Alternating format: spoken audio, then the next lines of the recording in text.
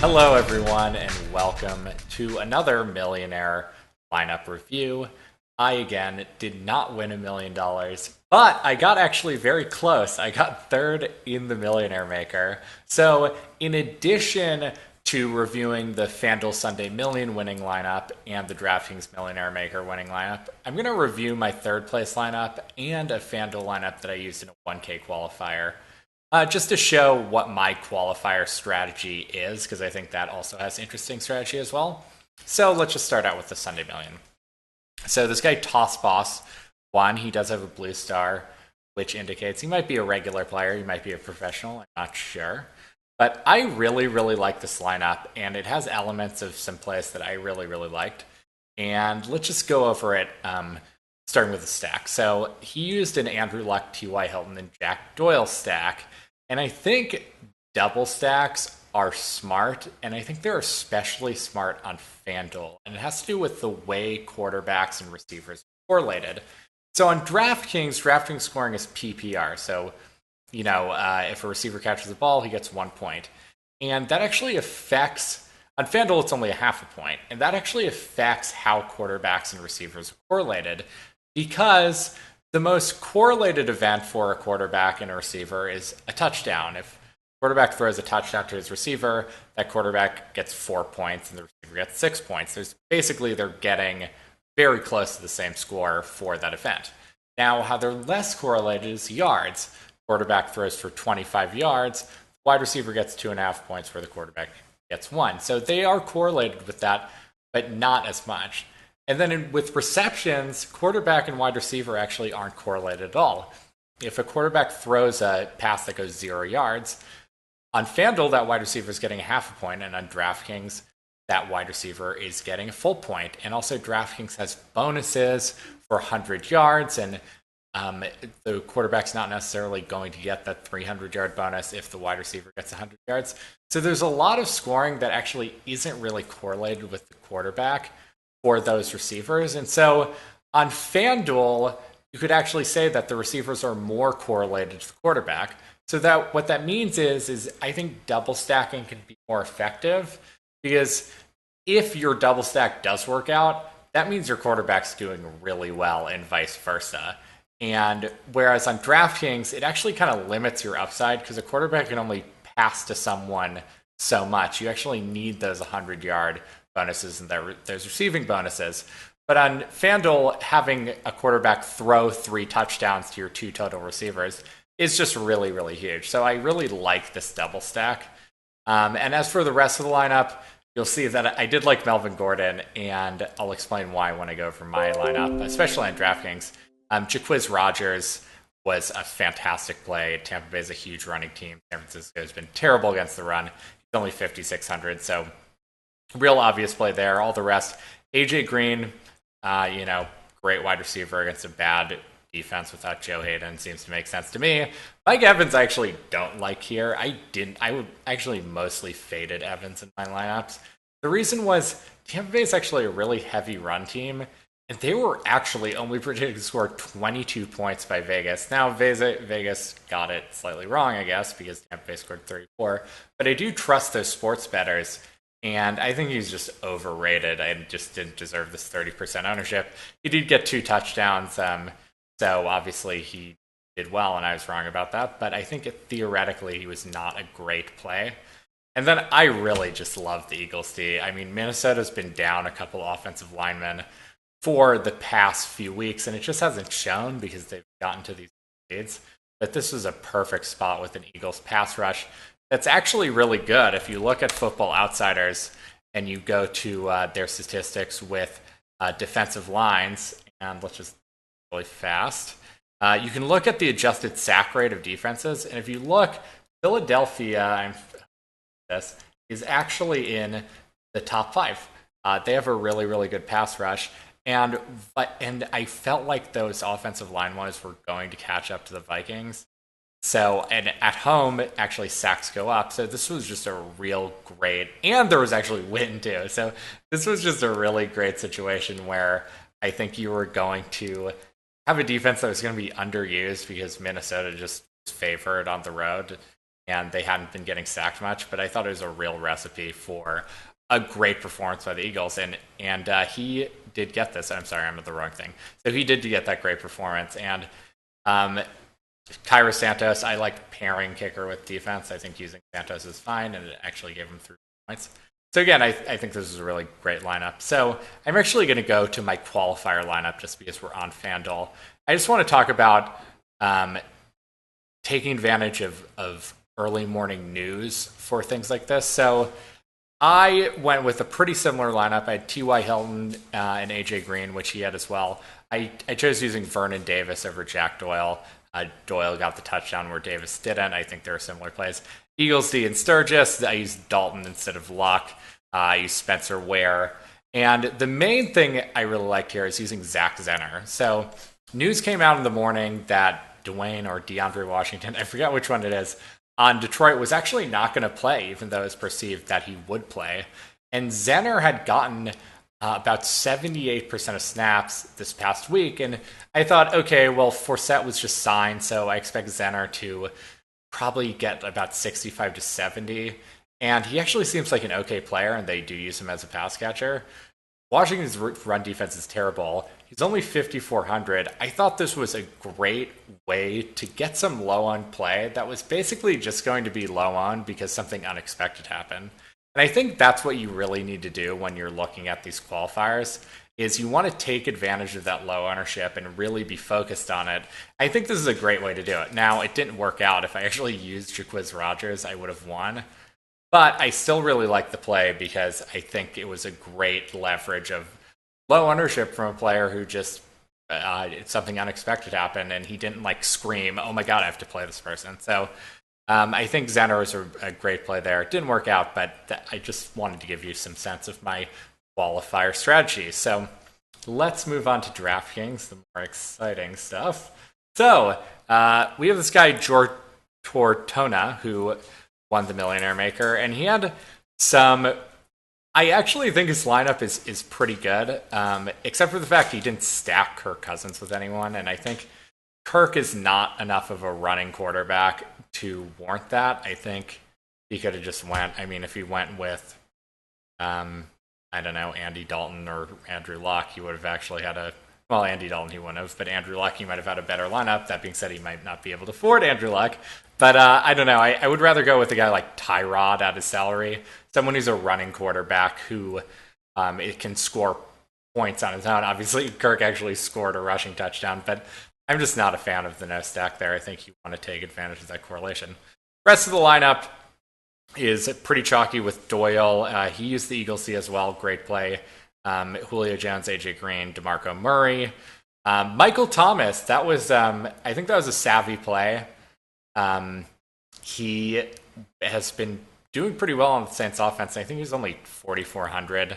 So even though the Saints were underdogs, that actually can be good for a receiver. And I think he was priced well. So he got 10% ownership, which is pretty fair. And I think that was a solid play. Then Jay Ajayi. Wow, this guy suddenly has come out of nowhere to be an amazing running back, apparently. And he had another amazing game. Now, I think, 200 yards, I don't know that this player is talented enough to expect 200 yards of running against most teams. But keep in mind, Miami's offensive line is finally a little healthy. They do have a great offensive coordinator in Adam Gase. I think this is an interesting play.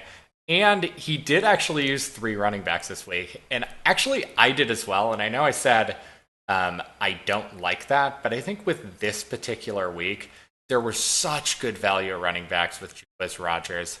DeMarco Murray was at like 7,200 and was an insane play, in my opinion. I think his performance was the minimum we were going to see against that NDD.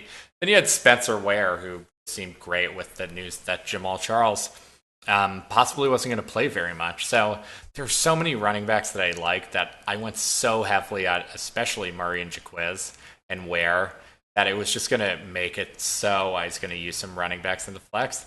And I think that's fine. Like I said, I don't think it's a hard and fast rule. So now let's look at my lineup. So we talked about in a previous video when I was talking about lineup construction, it all starts with the stack. And so what I did is I went with a stack that I knew was going to be pretty contrarian. And also, let me clarify for a second. I made over 100 lineups for this tournament, so I'm not going to pretend like this was one and done lineup. I made a ton.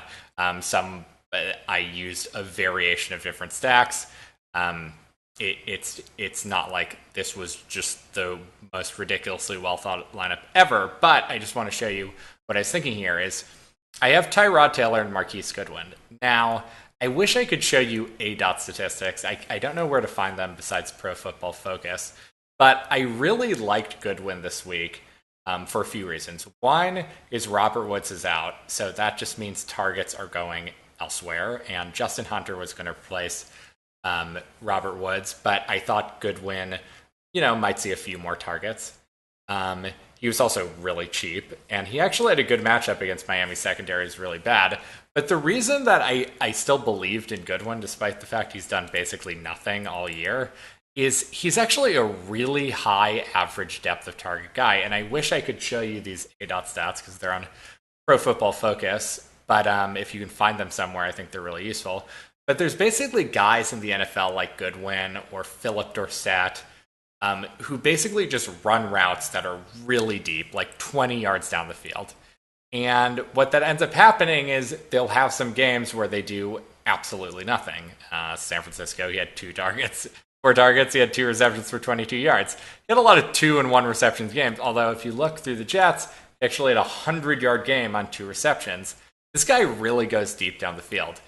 And that just means that he's going to have some real bad duds, and people are going to say, oh, whatever, who wants to play this guy? But these are actually the exact type of guys that we want to play at really small salary on DK because they can have a big 67-yard completion for a touchdown. It's going to really help their scoring. And he actually could have easily had a better game here. And if he just got one more catch for 7 yards, I'm winning the Millionaire Maker. But I also got lucky in a lot of things, so I can't really complain. But so the point is I'm actually surprised at Tyrod Taylor's ownership, by the way, because Miami's D is not good. This guy's still priced really well. He was only 5,500 and can just do big things with his legs. And I thought he'd probably run more with LaShawn McCoy out. And just would have to be involved more. I can't believe he was 1% owned. But I did get a lot of value out of that stack. And that's another thing. I think if you can get great value out of a stack, it's really helpful because if that stack does well, now you've leveraged some really cheap players for some really high points. And then you can fill your lineup with a lot of really high salary players. I could use Murray and Spencer Ware. I could use AJ Green and T.Y. Hilton. I could use Jack Doyle's man, but I could use Melvin Gordon as well. So I was able to use a lot of high-priced players that I wouldn't have otherwise and might have had to sacrifice some upside of my lineup. So I think using that cheap under-owned stack that has high potential, even if it's risky, can be really, really helpful in these top-heavy tournaments. And the last thing I just want to talk about, because AJ Green, T.Y. Hilton, Jack Doyle, these are all similar. Spencer Ware, DeMarco Murray. Eagles D, I've talked about why I liked all these plays. I want to talk about Melvin Gordon and basically the Atlanta matchup. So this is something that really interested me, because if you go to Football Outsiders, they have a team defense page, and they talk about it has some stats on matchups in general. And so one interesting thing is they have DVOA against running backs, and they specifically have receptions for running backs against the team. So if you just look at this chart, you'll see a couple teams that stand out. One is San Diego. So San Diego has allowed 11, and I'm just going to move this over a little bit so you can see. San Diego has led 10.7 receptions per game to running backs this season, or maybe passes a game. I guess it might be targets. That would actually make way more sense. So targets. 11 targets a game for running backs. Second with that is Atlanta with 9.9.